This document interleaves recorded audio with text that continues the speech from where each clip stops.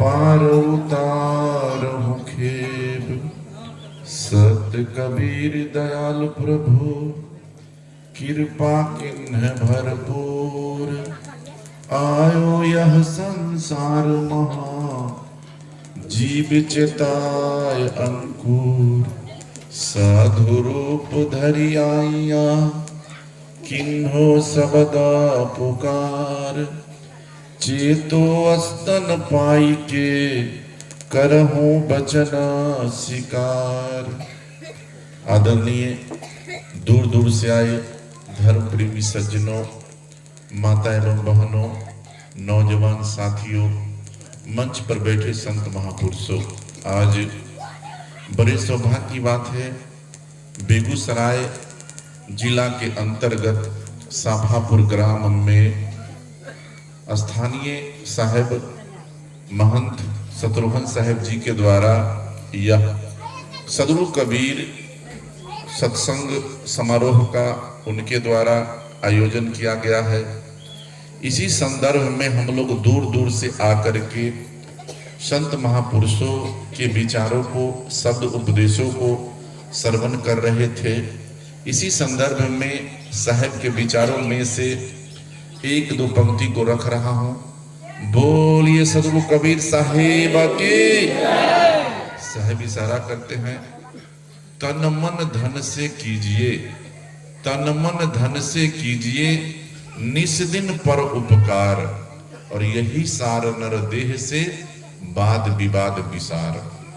सदगुरु कबीर साहब हम मानव प्राणी को इशारा करते हैं।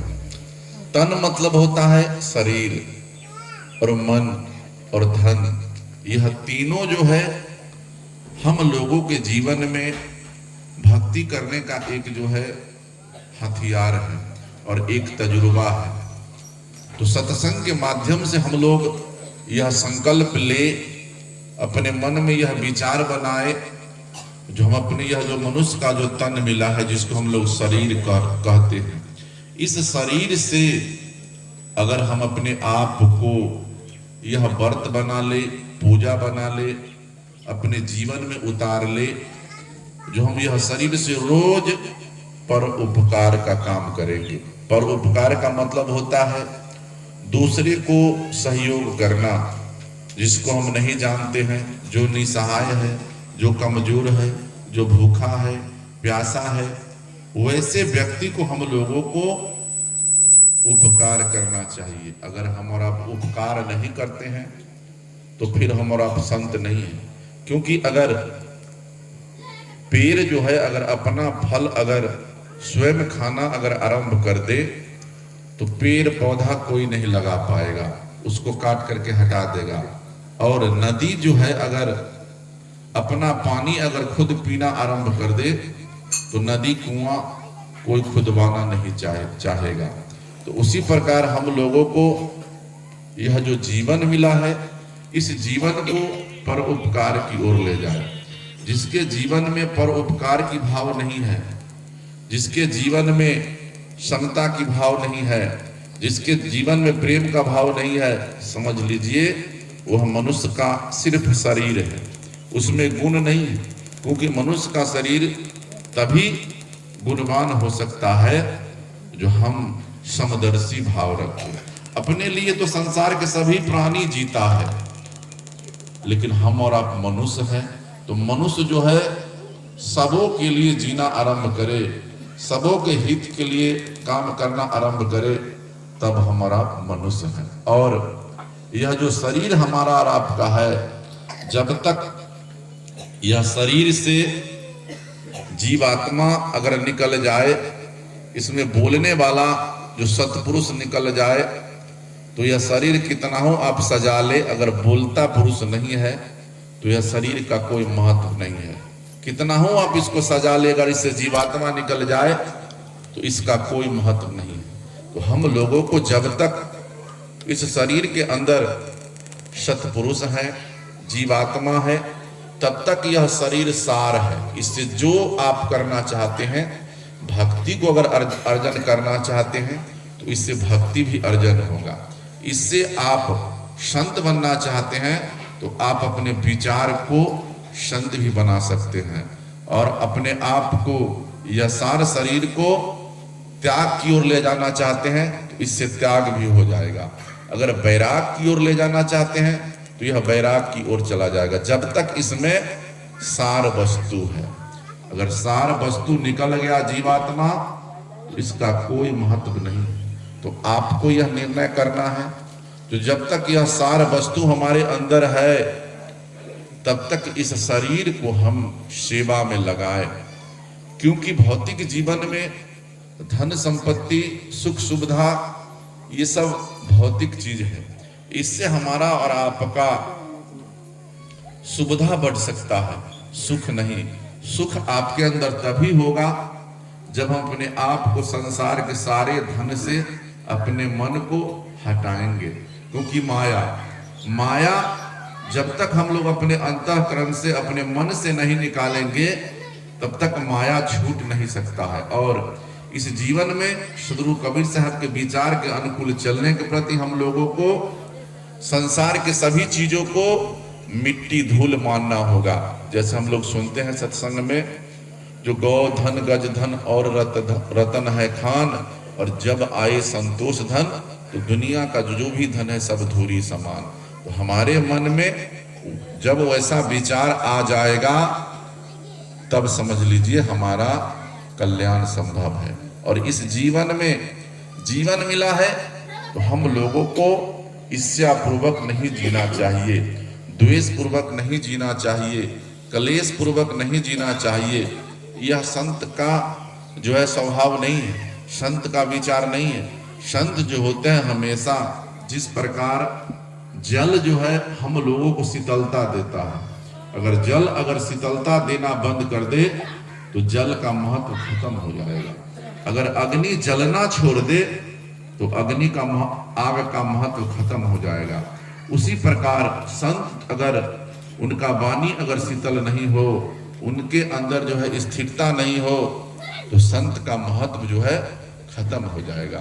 तो उसी प्रकार हम लोग हैं, यह जीवन में हमेशा यह प्रयास करें, वाद विवाद रूपी जीवन नहीं जीना चाहिए, जिसके अंदर आप विचार करके देखिए, जो व्यक्ति झंझट से घिरा हुआ है, जो व्यक्ति द्वेष से घिरा हुआ है, जो व्यक्ति मान सम्मान में घिरा हुआ है, जो व्यक्ति अपने आप को कलह कलेश में घिरा हुआ है, उसका जीवन जो है, चाहे उसका तन हो मन से हो, सबसे वह दुखी हो जाता है। तो आप अपने मन में विचार करके देखिए, जो हमारा जीवन जो है सुखी में बिताना है या हमारा जीवन दुख से ग्रसित होना चाहिए। अगर दुख से हम लोगों को वंचित होना है तो हम लोग यह प्रयास करें, जो सदगुरु कबीर साहब का जो शब्द है उनके अनुकूल चलना आरंभ कर दीजिए, क्योंकि हम लोग गुरु के प्रति ही समर्पित हैं और गुरु पद्धति में हैं। तो गुरु जो कहे वही है साचा, अब बिन परिचय सेवक है काचा। तो कौन गुरु? वैसे गुरु जो हमको अंधकार से प्रकाश की ओर ले जाए। प्रकाश जिस दिन हमारे अंदर आ गया तो समझ लीजिए हमारा कल्याण हो गया। और हमारा ज्ञान जो है मजबूत होना चाहिए। हम लोग यह सुनते हैं सत्संग में, जो कच्चा सरसों पेड़ का खरी भयान तेल।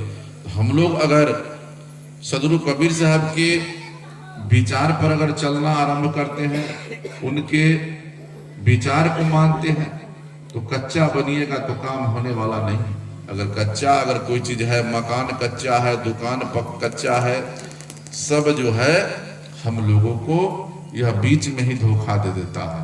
तो हम लोग वैसे भक्ति को आरंभ करें, मजबूत होकर के, संकल्प लेकर के, अपने मन में जब तक संकल्पित हम लोग नहीं हो पाएंगे तब तक कोई मजबूत काम नहीं हो सकता है। हम लोग भक्ति करने के लिए आए हैं, अपने आप को कल्याण कर के मार्ग पर आए हैं। हम मानव प्राणी को यह जो जीवन मिला है हम लोगों को बड़े सौभाग्य से मिला है।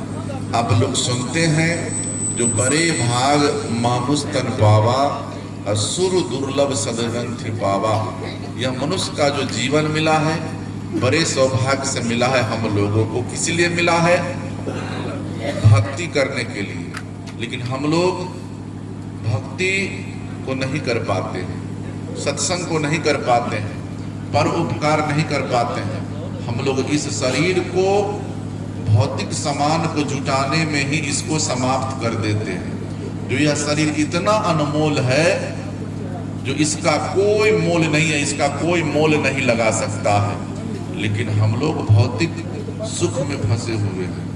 यह मनुष्य का जीवन हम लोगों को स्वार्थी जीवन नहीं बनाना चाहिए, क्योंकि यह जीवन हम लोगों को परमार्थी होना चाहिए। क्योंकि संत का जीवन जो होता है परमार्थी होता है। आप लोग सुनते हैं सत्संग में, परमार्थ के कारणे साधु धरा शरीर।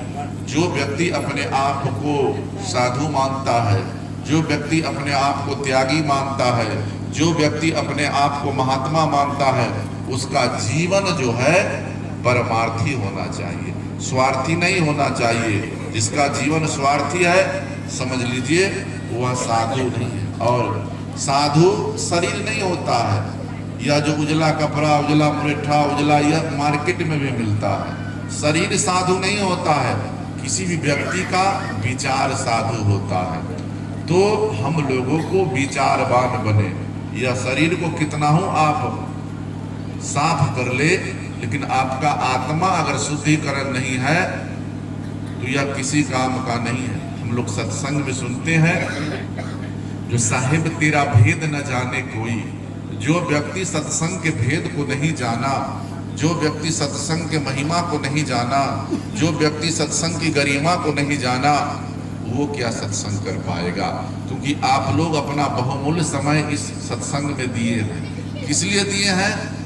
जो हमारे परिवार में परिवर्तन हो, हमारे समाज में परिवर्तन हो, हमारे जीवन में परिवर्तन हो, हमारे सोच में परिवर्तन हो, हमारे आहार व्यवहार में परिवर्तन हो। इसीलिए हम लोग सत्संग में आए हैं। अगर इस सत्संग से परिवर्तन नहीं हुआ, एक भी व्यक्ति का अगर परिवर्तन हो गया, तो आज हमारे शत्रुघ्न साहब का जो भी इतना आयोजन में मेहनत लगा है, खर्च लगा है, यह सब सार्थक हो जाएगा। तो यह सार्थक कौन करेगा? जो हम लोग यह श्रोतागण है सुनने के लिए आए हैं, वही इस सत्संग को सफल बनाएंगे। क्योंकि सदगुरु कबीर साहब हम लोगों को यह शब्द ही दिए हैं। शब्द से ही हम लोगों को ज्ञान की प्राप्ति हुई है, न कि धन संपत्ति रुपया पैसा। यह नहीं, धन संपत्ति रुपया पैसा सब यही छूट जाएगा। इसको चोर भी चोरी कर लेगा, घर का लोग भी इसको चुरा लेगा। लेकिन ज्ञान अगर हो जाएगा, वैराग अगर हो जाएगा, तो जब तक उस ज्ञान को किसी को बताइएगा नहीं, तब तक उसको कोई चोर भी चोरी नहीं कर सकता है। आपको कोई कत्ल भी कर दे तो भी यह ज्ञान जो है कोई ले नहीं सकता है। तो हम लोगों को वैसे धन को अर्जन करना है जो आपके साथ जाने वाला है। तो वह कौन सा धन है? संग चले सो धन है भाई, छूट जाए सो माया। तो हम लोगों को माया में क्या है? जो धन संपत्ति रुपया पैसा पद प्रतिष्ठा गाड़ी बंगला, ये सब यही रह जाएगा। और साथ आपके साथ कौन धन जाने वाला है? जो आप पर उपकार की काम करेंगे, दूसरे को भलाई का काम करेंगे, भूखे को भोजन देना आरंभ करेंगे, प्यासे को पानी देना आरंभ करेंगे, निसहाय को मदद करेंगे, यह धन आपके साथ जाने वाला है। यह धन चोरी भी होने वाला नहीं है, यह धन छीनने वाला भी नहीं है। तो यह आप पर निर्भर करता है जो हमको कौन सा धन को लेके जाना है और कौन सा धन यही रहना है। और अपने जीवन में जब तक हम अपने आप को चिंता चित्त विसारिए, जब तक आपके मन का चिंता को विसारिए, चिंता मन से अगर नहीं विसारिएगा तब भी कल्याण होने वाला नहीं है। हम लोगों को चिंतन करना है, चिंता नहीं करना है। यह शरीर जो है नाशवान है। हम लोग जो है अधिक दुबला होते हैं, उसमें भी हम लोगों को चिंता लग जाता है। अधिक हम लोग मोटा हो जाते हैं, उसमें भी हम लोगों को चिंता लग जाता है। बाल हमारा जो है उजला हो जाता है, उसमें चिंता होने लगता है। शरीर हमारा जो है बुढ़ापा आने लगता है, उसमें भी चिंता होने लगता है। तो हम लोगों को शरीर से चिंतन करना है, ना कि चिंता करना है। अगर आप चिंता करने से अगर आयु हमारा बढ़ जाए, बाल हमारा उजला हो जाए, तब हम लोग चिंता अगर करें तो यह सार्थक है। चिंता से हम लोगों को दूर रहना है, हम लोगों को चिंतन करना है। और सदगुरु कबीर साहब का यह विचार है, जो हम लोगों को किसी भी कल्पनाओं से वंचित रहना है, क्योंकि सभी कल्पना त्याग कर साधु सेवा ठान, जितने भी देवी देवता काल्पनिक बातों में जो हम लोग फंसे हुए हैं, काल्पनिक ग्रंथों में फंसे हुए हैं, इससे हम लोगों को ऊपर उठ करके साधु सेवा ठानना है। साधु सेवा के बाद हम लोगों को माता पिता की सेवा करना है, निसहाय जो बुजुर्ग हैं उनको सेवा करना है। यही मुक्ति का मार्ग है। और अगर आप सच्चे मन से, सच्चे श्रद्धा से अगर ये करना आरंभ कर दे, तो आपका जीवन जो है जीते जी मुक्त हो जाएगा। दूसरा कोई उपाय नहीं है, दूसरा कोई साधन नहीं है। तो ये आपके विचार पर निर्भर करता है। और इस संसार के अंदर शरीर को सिर्फ सत्संगी बनाएंगे तो सत्संग नहीं होगा। अभी हम लोग दूर दूर से आए हैं यह साफापुर ग्राम में सत्संग सुनने के लिए। तो यह अपने अपने मन में विचार करके देखिए, जो सिर्फ आपका शरीर सत्संगी है या कपड़ा सत्संगी है, तो इससे सत्संग नहीं होगा। आपको अपने विचार को सत्संगी बनाना होगा। ये आपको पता होगा जो हमारा विचार सत्संगी है या नहीं है। अगर आपको कोई गाली दे रहा है तो आपको अच्छा नहीं लगेगा। तो आप किसी को अगर आप शब्द नहीं कहे, कटुक वचन नहीं कहे, तो आप साधु हैं। अगर आप सत्संग में से गए और किसी को गाली देना आरंभ कर दिए, किसी को कष्ट देना आरंभ कर दिए, तो आप सत्संगी नहीं हैं। क्योंकि सत्संग में यह भी उपदेश दिया जाता है, जो ऐसी वाणी बोलिए मन का आपा खोए, औरन को शीतल करे आप हो शीतल हो। तो हमारा वाणी ऐसा होना चाहिए जो, जैसे हम लोग जल पीते हैं तो जल पीने से हमारा आत्मा का तृप्ति ठंड हो जाता है, उसी प्रकार आपका वाणी वैसा होना चाहिए जिससे आपके वाणी सुनते ही लोगों के दिल में, विचार में, मन में ठंडक पहुंचे और मन का जो है किसी को सुनने में अच्छा लगे। ऐसे वाणी का प्रयोग लोग नहीं करें जिससे किसी को कष्ट हो जाए, किसी के मन में घाव हो जाए, किसी को दर्द हो जाए। वैसे वाणी को हम लोगों को प्रयोग नहीं करना है। और हम लोग देखते हैं नदी को, नदी कितना हो अगर टेढ़ा मेढ़ा होता है तो उसका जल जो है हमेशा शीतल होता है। हम लोग गन्ना को देखे हैं, गन्ना कितना हो टेढ़ा मेढ़ा होता है तो हमेशा मिठास ही देता है। लेकिन हम लोग इतना ज्ञानी होकर के, इतना मतलब जो है विवेकी होकर के, हम लोग जो है अपने वाणी से किसी को कष्ट देते हैं, किसी को ठेस पहुंचाते हैं। तो यह हम लोगों के सोच में नहीं होना चाहिए। क्योंकि कर्म अगर हमारा जब तक नहीं बदल पाएगा, तब तक सत्संग को सुन करके अपने जीवन में लाभ नहीं उठाएंगे, तब तक कर्म नहीं बदलेगा। संसार के लोग तो आपको कहेंगे मंदिर चले जाओ, चर्च चले जाओ, गुरुद्वारा चले जाओ, मठ चले जाओ, तीर्थ व्रत चले जाओ, इसमें तुम्हारा कल्याण हो जाएगा। लेकिन सदगुरु कबीर साहब का यह उपदेश है, जो सदगुरु भक्ति आनी, यह भक्ति जो है, यह ज्ञान का जो मार्ग है, सदगुरु कबीर साहब के द्वारा ही लाया गया है। तो जब तक हम लोग अपने कर्म को सुधार नहीं करेंगे, जो हमें बीमारी है, चाहे वह ईर्ष्या द्वेष भरा है, कलह कलेश भरा हुआ है, यह बीमारी जब तक खत्म नहीं होगा, तब तक सत्संग रूपी वाणी हमारे अंदर समाहित नहीं होगा। और हमेशा प्रयास रहे, जो हमारा और आपका काम है, जीव पर दया करना। ये हम लोग सुनते हैं, जो जीव मति मारे बापुरा, सबके एक है प्राण, हत्या का हो न छूटी है, कोटि सुने हो पुराण।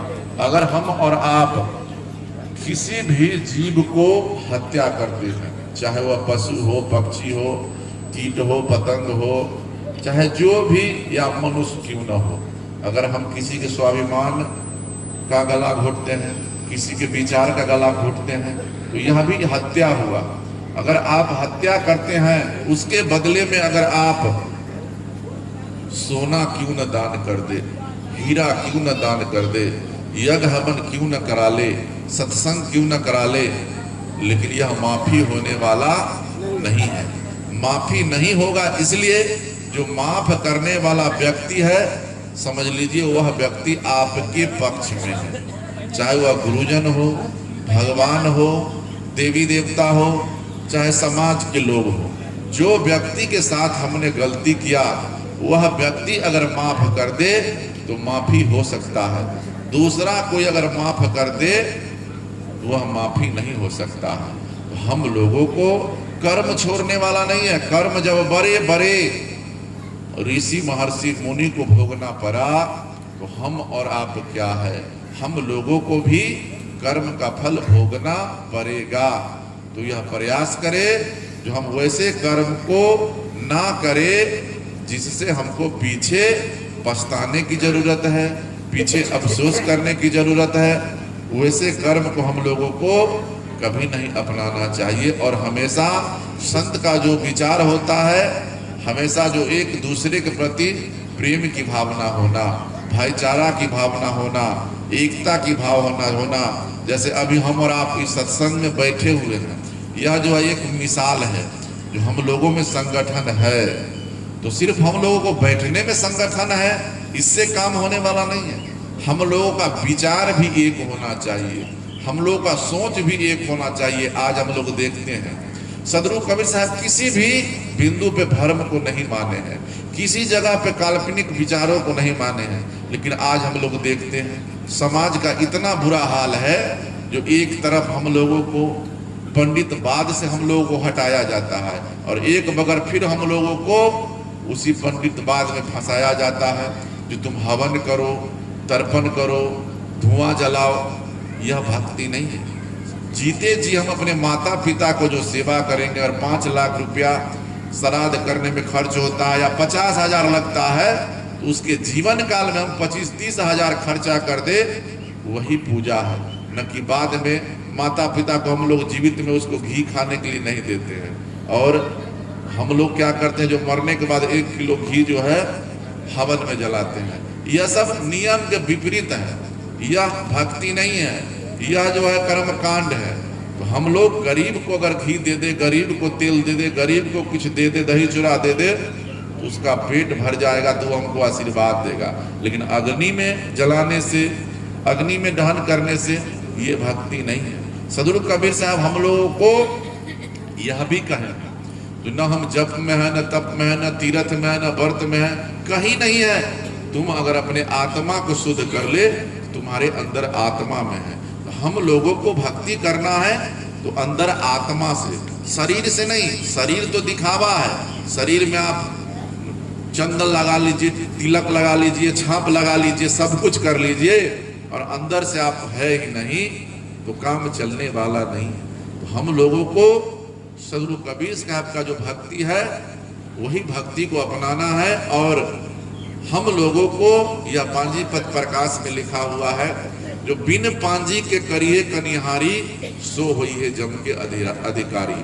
जो व्यक्ति सदगुरु कबीर साहब के विपरीत अगर चलता हो, उनके नाम पे जो भी करता हो, यह भक्ति नहीं है। उसको उसका बदला उसको देना पड़ेगा।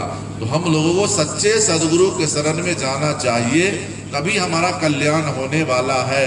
संसार आज देख रहे हैं, गुरु की कमी नहीं है, गुरु आपको जहां खोजिएगा वहां मिल जाएगा।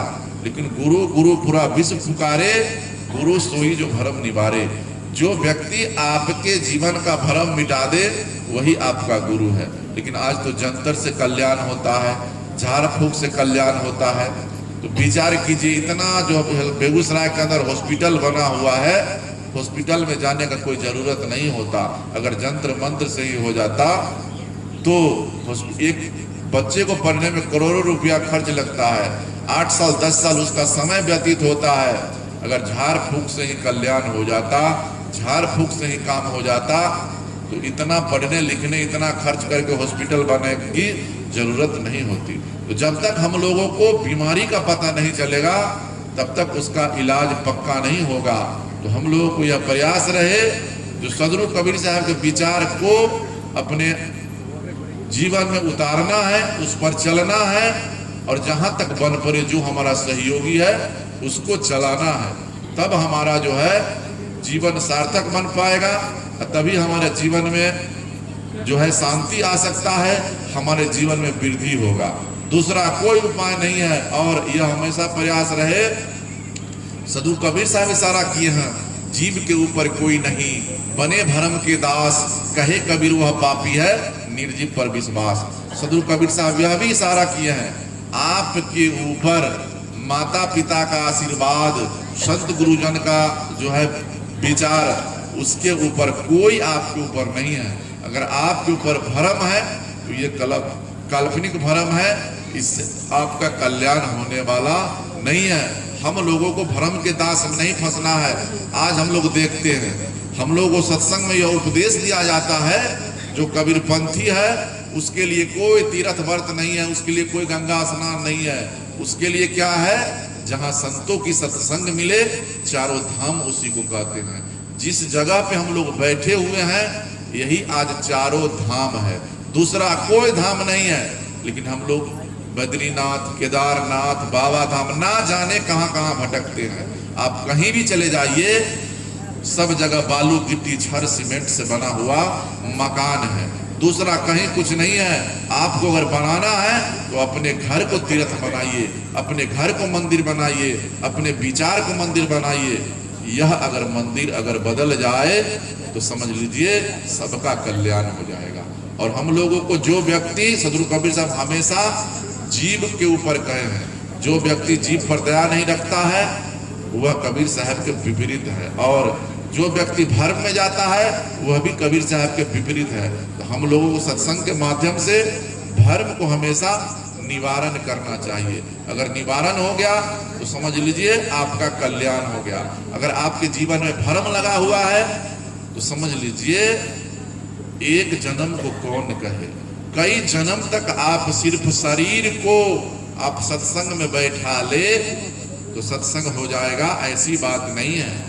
आप जितना देर बैठे यह सत्संग में, आपका जो है शरीर, आपका मन, आपका आत्मा संत गुरुजन के उपदेश पर हो, उनके विचार पर हो, तभी सत्संग होगा। सिर्फ शरीर सत्संग में है और मन बेगूसराय में घूम रहा है तो सत्संग नहीं होगा। अब समय का अभाव है, इतना ही शब्दों के साथ हम अपनी वाणी को विराम देते हैं। बोलिए सदगुरु कबीर साहेब की, संत समाज की, भक्त समाज की, सत्संग कराने वाले की।